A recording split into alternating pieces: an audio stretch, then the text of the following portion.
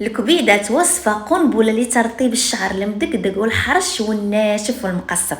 كبيدة غيرجع الشعر ديالك لاعب رطب مسبسب غزال كيحمق. هانتوما الكبيدة ديالي، شوفوا هنا الشعر ديالي كيفاش رجع. شوف انا كنجيب لكم تجربه حيه امام الاعين ديالكم باش نحفزكم وتنوضوا تعملوها وديو معايا. ديجا دعيتوا في الفيديوهات اللي قبل مع ماما، كنشكركم. دابا هي الحمد لله تشافات. نوح عليكم كاملين الوريدات الكبيدات.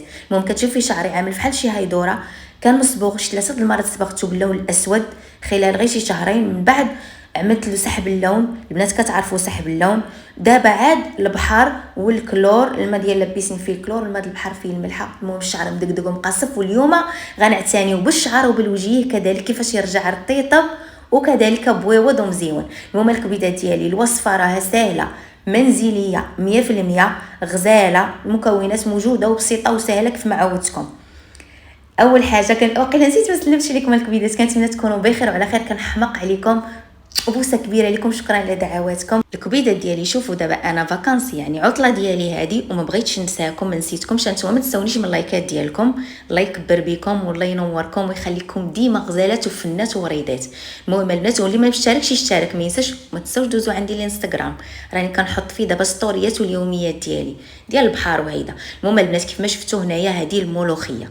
الملوخيه معروفه الكبيدات ديالي، وبالنسبه للبنات اللي في الدول العربيه وما كيعرفوش شنو هي، ها هي تصور غير تسكريني وتعملها في جوجل وغتعطيها الاسم ديالها اللي في الدوله اللي هي فيها. المهم الكبيدات ديالي غتغسليها ضروري مزيان لانك تكونوا مداويين راشين عليها شي برودويات وديكشي، غسليها مزيان، حنا بغينا كلشي يكون طبيعي. وغادي تقطعيها البنات الملوخيه اي حاجه بعدا كيف ما شفتوا هنايا عندي اليخضر. كيف ما كنقول لكم الناس عندكم هكذا شي حاجه معلومات باش تعرفي شنو كتحطي اختي على شعرك ويلي. المهم البنات اليخضر مليء بفيتامين سي، وفيتامين سي كيعطينا الحيويه والنشاط لا للشعر ولا للبشره ولا للجسم. اليوم غنبازي لكم على فيتامين سي. ما تشوف الحاجه خضراء راه كيكون فيها فيتامين سي اكثر حتى من الليتشين اللي هو الليمون ولا هاد. المهم الكبيده ديالي كيف ما كتشوفوا فيها جيبوها واختاروها تكون طريه، ما تكونش هيدا خامجه ولا تكون شي حاجه اللي هي مزيانه. غتقطعيها كامله كيف ما غتشوفي معايا هكذا. اما بالنسبه للكميه على حساب طولات شعرك، وحتى الا بقات لك شي حاجه انا غنوريك الطريقه ديال الاحتفاظ ديالها في الثلاجه والطريقه كيفاش تبقى معك حتى المده ديال العام، ما كاينش المشكل. المهم ما نسيتها لقطه في لا فيديو، تبعي حتى الاخر عندي الكبيده ديالي ما نقول لك. المهم الطريقه البنات راه هي مهمه 100%. شوفوا كيفاش داك لو جيل ديالها كيفاش كيخرج، هذه من لو جيل اللي كيحمقوني. عملوه حتى الوليدات ديالكم، غنوريكم كيفاش تعملوا حتى الوليدات ديالكم اللي شعرهم طويوال. تنصحي بخاك الراجل ديالك كيفاش يعملوا جيل طبيعي ومزيون. هنا البنات غادي ناخذوا الفلفله حاره عادي، فلفله حاره خدي وحده. علاش حنا غناخذوها البنات؟ هذه ديك الحروريه ديالها غتحفز لينا الدوره الدمويه، كتسخن لينا الشعر، وحتى هي كتحفز على تقويه الشعر البنات. غتخلي ديك المكونات دغيا غادي يشربوا لك الشعره، وفي نفس الوقت غادي يقوى لك شعرك ويعطيك واحد النتيجه اللي هي مزيونه. غيبان الشعر ديالك ماشي رطب وفقط نازل ولاصق بحال الكيراتين الطبيعي، هذا غيخليك الشعر ديالك قوي. انا هكذا علاش ما كنبغيش البنات نعمل الكيراتين يعني اللي ماشي طبيعي. شعري انا دغيا كيولي ضعيف وكيتجمد مع كيولي لاصق وكيولي تزيت ليا دغيا. هذا الطبيعي قد ما استعملتي قد ما كيعطيك رطوبيه وانت كتحكمي في الكميه ديال الرطوبيه اللي بغيتي. المهم الكبيدات ديالي هنايا غتجيبي اي قدره عندك، طنجره ولا شي حاجه غتعملي فيها هاد المكونات هادي بجوج بيهم، وغتزيدي واحد المكون هنايا. ركزوا مزيان، علاش كنقول لكم ما تقطعوا الفيديو ما والو. هذه الحرمل، ملعقه كبيره د الحرمل. الا بغيتي ديك الكيراتين يخلي الشعر ديالك يبان قوي، ما بغيتيش واحد الترطيب اللي هو عالي، انا كنبغي الشعر ديالي يبقى لي حتى بوكلي شويه، عملي الحرمل. الا بغيتي شعرك يرطب عملي زريعه الكتان اللي هي بذور الكتان. فهمتيني الكبيده؟ انتينا جوج الحاجات، جوج نصائح في بلاصه واحده. انا هنايا عملت بذور حب الرشاد. علاش؟ لان حتى هي كترخي الوجال ديالها ولكن كتخلي واحد نشوفيه شويه في الشعر. كنبغي انا شعري يبقى ليا بوكلي، ما بغيتوش يرطب بزاف. كي غتشوفوا النتيجه راه رطب وخا هيداك. المهم الكبيدات غتخلي النار هاديه كيف ما كتشوفي، وغيبدا كيتبخ لك بحال هيدا. يبدا كيتبخ عاد نقصي عليه هيدا العافيه. النار مهيله هكذا وبالتحريك شويه شويه. حركي، الا بغيتي تحركي حركي واحد الملعقه ديال العود. شوفوا هنايا اختي راه خرجت نسيت ولدي برا، خرجت قلت ويلي. هنا البلاصه راه كنشارك معكم، هذا كنت درتو في هولندا. فهمتوني؟ لانه مصور عندي وداكشي كنت غنشاركو معكم شحال هادي. ودابا ملي بغيت نعملها هكذا في المغرب قلت اجي نشوف ديك المقطع واش باقي عندي لقيته. المهم هو اللي نزلته لكم دابا باش تعرفوا بانني راني كنعمل هاد الوصفه هادي، راه ماشي غير دابا مع جيت للصيف والبحر ولا بيسين وسحبت اللون كيف ما قلت لكم الشعر تشوك وداكشي، قلت اجي ديك الوصيفه. بديت ماشيه في السوق وانا نشوف في الملوخيه ونقول لها جي اختي عليك كنقلب بلا نوايا. شوفوا العين من جاي، شوفوا معايا فين ماشي. فين ماشي ديك الجهه فين؟ واش انتينا علاش ماشي مع ديالو الدار؟ يلا شو اسمعني، شوف فيا شتا دابا عطلع من الدار. اوكي شتا صاحبي اش عندك؟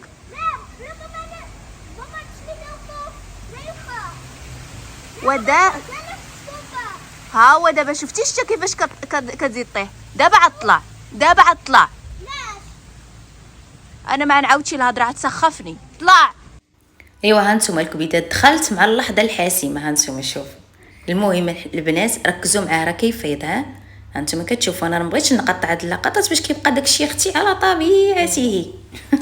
المهم جيبي شي صفايه وصافي غير كيتبخ لك واحد 5 دقائق 10 دقائق كتبقاي تحركي باش ما كيفيضلكش. ضروري كديك التحريكه كتبقيتي تحركي كيعطيك واحد الجالي بزاف. فهمتوني يا البنات؟ المهم هانتينا الكبيده ديالي غتخلي شوف تبارك الله عرفتوا على واحد لوجال فن من بين الوصفات اللي كنحماق عليهم في الترتيب الطبيعي هاد الوصفه هادي. المهم الكبيدات ديالي هانتوما هادشي هذا ما تسيبيش، رجعيه وزيدي عليه الماء غليان وخليه ليله كامله.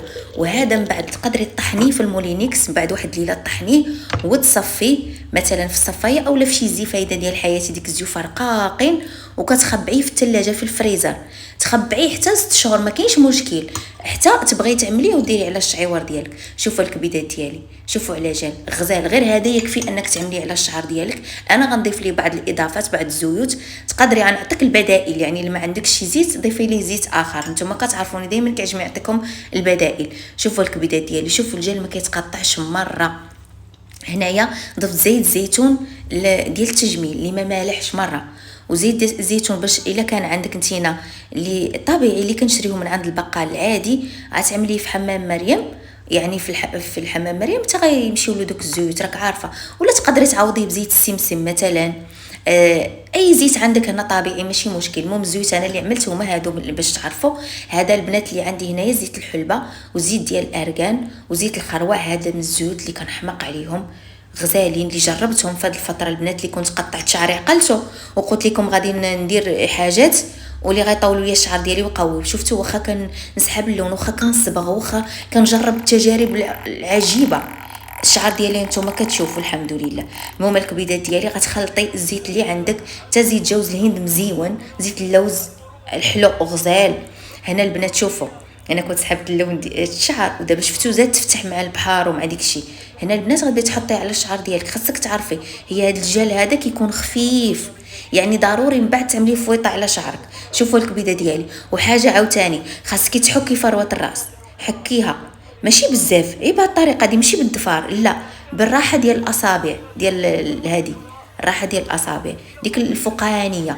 المهم الكبيده ديالي هانتي شوفي معايا جال غزال وصفه رائعه. الكبيده ديالك تقدري تستعمليها حتى كل مره في الاسبوع. شوفي نقول لك واحد الحاجه، حنا ملي كنديروا كيراتين في الصالون كنبقاو كنجبدوا الشعر بالبلاك ياك باش كيرطاب لينا وكيدخل لينا ديك المكونات. ضروري الشعره ملي كتعملي لها الترطيب الطبيعي عاد ليها بالسوشوار ولكن يكون ديك السخونيه بزاف ولا عملي ليها الباتشا. انا هنا راه نعمل ليها البنات الباتشا، عملي ليها الباتشا نشفي شويه عملي الباتشا. هنا الكبيدات ديالي من بعد ما تحممت وداكشي مسحت الطبله وجمعت داكشي غادي يعني تتحممت البنات تتحمي والوجه ديالك يكون يعني نظيف مزيان. عاد تاخدي القهوه حبوب مطحونه وغتعمليها في شويه واحد الملعقه وتعملي عليها الماء طايب، تعملي عليها الماء طايب وتخليها ما تعمليهاش هكذا قاصه على الوجه ديالك لا. من بعد تحكي لي واحد البطاطا الله اكبر. غنخلي البنات الاذان يسالي وانا معاكم. الله اختي المغرب هيدا كتسمعي الاذان الله الحبيبه ديالي شحال مزيون.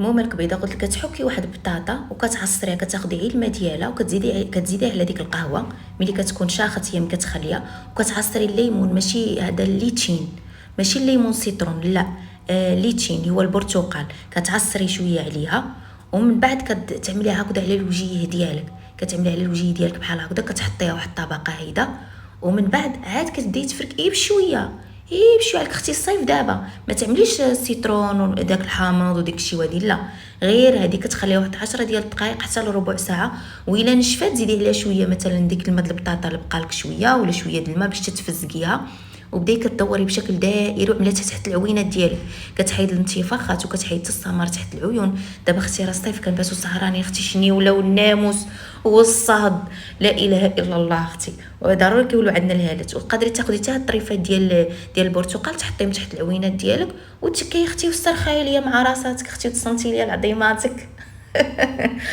فهمتيني؟ المهم بعد البنات ثلث ساعه ربع ساعه صافي غسليها بالماء اللي يكون دافي عادي وصافي، وخليها ما تغسليها بالصابون لا بوالو صافي، وخليها. من الاحسن اللي عملتيها هكذا في الليل باش ديك المكونات كتبقى خدامه في البشره ديالك، وتقدري تعملي الكريمه ديالك ديال الليل من بعد.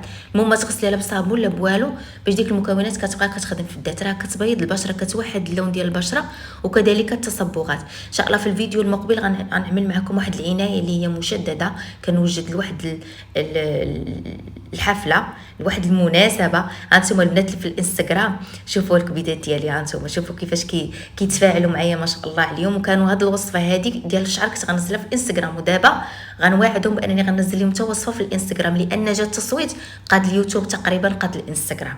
المهم الكبيدات ديالي ما تنساوش تنضموا ليا الانستغرام، راه كنزل فيه اليوميات ديالي وداكشي. المهم الكبيده هاد الوصفه هذه تعمليها على الشعر ديالك، خليها 3 ساعات 2 ساعات 6 ساعات ما كاينش مشكل، المهم ما تباتيش بها. ومن بعد غتعملي ليا الباتشا، نشفي الشعوه ديالك وعملي الباتشا وحصلي لي على النتائج الخياليه. شوفي ما تنسينيش من التعليقات ديالكم، ما قدرتيش اختي على كومونتي ديري عقليه، ديري شي حاجه اختي، اعملي شي مجهود. والله كبدات كنموت عليكم الحماق عليكم، وكنتمنى لكم الرزق الوافر بالجمال والصحه وراحه البال. وشكرا الفيديو اللي شاركت معكم، ماما كانت مريضه، راه دزت من ظروف اللي هي قاسيه وصعيبه، وضعفيت البنات بزاف. دابا راه قريبه بزاف الكاميرا ما كنبانش لكم، انا غنبان لكم دابا وغتشوفوني ضعفيت بزاف. وعاوتاني غنشارك معكم ثاني وصفات ديال الضعفه، وغنشارك معكم روتينات. وسمعت واحد الخبر اللي عاوتاني زعزعني وفعفعني وبكيت هاد الايام. عاوتاني قلت لكم راه كننزل لرجل هذيك اخرى، كنت غندير معكم فيديو كنرعرع كنبكي وباقا مقهوره، عمري ما غنسى داكشي اللي وقع ليا، عمري ما غنسى. ودابا جاتني بكيه وقسم بالله عمري ما غادي ننسى داكشي، ولكن ماشي مشكل. كيقول لك ديك المهم غادي ننسى. دابا هنا كنعلم جنات كيفاش تصبن. قالت لي ماما الريحه زوينه ديال الصابون وديك الشيء، حيت انا كنصبني بالماكله تما جاتها شي حاجه غريبه. وقلت لها كيفاش هيدا كيفاش تصابني، واختي الواحد كيما دار الوقت يدور معاها ولا لا غناخذ ان شاء الله ماكينه ديال التصبين. شوفوا الكبيدات ديالي هانتوما. المهم راه كيلعبوا هنايا في الطيرات، كيلعبوا وسطكي عادي، ديتهم من البحر، كنشارك ستوريات مع البنات. اختي بحارت واخا ما تحمرتش بزاف، ولكن ولادي سمارو ما عرفتش، ما حيت كندير بوركين يمكن، مي وجهي ورجليا ويديا شدات ليا فيهم.